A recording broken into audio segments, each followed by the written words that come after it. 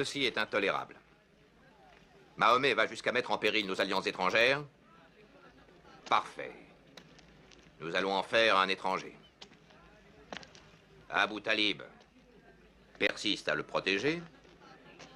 Parfait. Nous allons jeter l'oncle et le neveu hors du pays.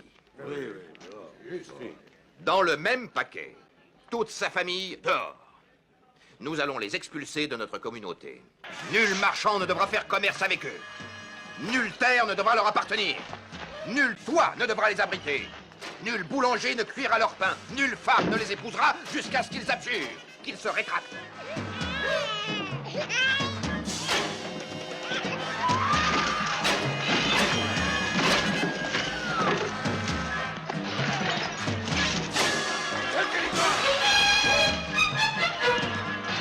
Hors de la ville!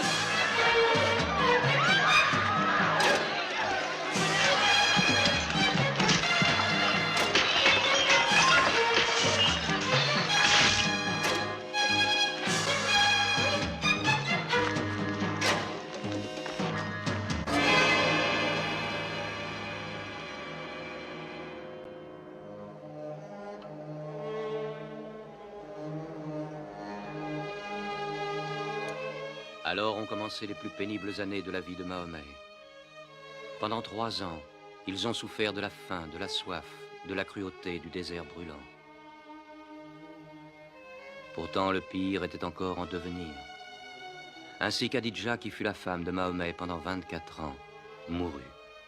Puis Abu Talib, son protecteur de toujours, s'éteignit à son tour. Jusqu'à son dernier souffle, Abu Talib avait tenté de réconcilier la Mecque et Mahomet.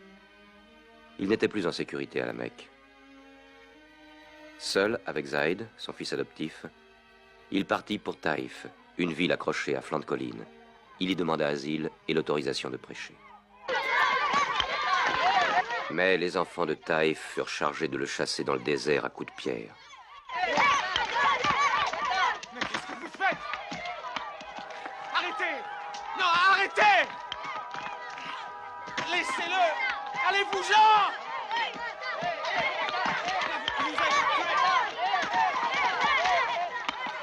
Non, arrêtez! Mais vous êtes fous! Protégez le prophète! Mahomet l'a appelé le jour le plus amer de son existence. Puis, miraculeusement, alors que la mission de Mahomet semblait avoir échoué, la situation bascula. Une délégation de Médine, cité riche, mais déchirée par des luttes internes, le rencontra une nuit au rocher d'Aqaba, l'invitant à les rejoindre pour se dresser entre leurs factions, pour s'interposer entre leur querelle perpétuelle et leur guerre civile. Mahomet accepta, sous réserve qu'il prête serment de n'adorer qu'un Dieu unique. Attendez. Si nous prenons cet engagement, nous nous mettrons en marge du reste de l'Arabie. Alors attendons. La guerre engendrera la guerre. Nos frères seront nos ennemis les plus acharnés. Nos dieux ne seront plus qu'un tas de cendres. Voilà où cet engagement ne peut qu'aboutir. Si nous le prenons, nous ne pourrons revenir sur nos pas. Car Mahomet est en effet le messager de Dieu qui nous a été annoncé par les Juifs de notre cité. Si l'un de vous a des doutes sur l'opportunité de cet engagement, qu'il s'en aille. Mais si vous n'avez aucun doute, alors vous ferez ce que je fais. Je me soumets pleinement à un Dieu unique et à toi, Mahomet, le messager de Dieu. Il nous appartient et nous lui appartenons. Qu'il amène avec lui tous nos frères, ses compagnons, chez nous, ici à Médine.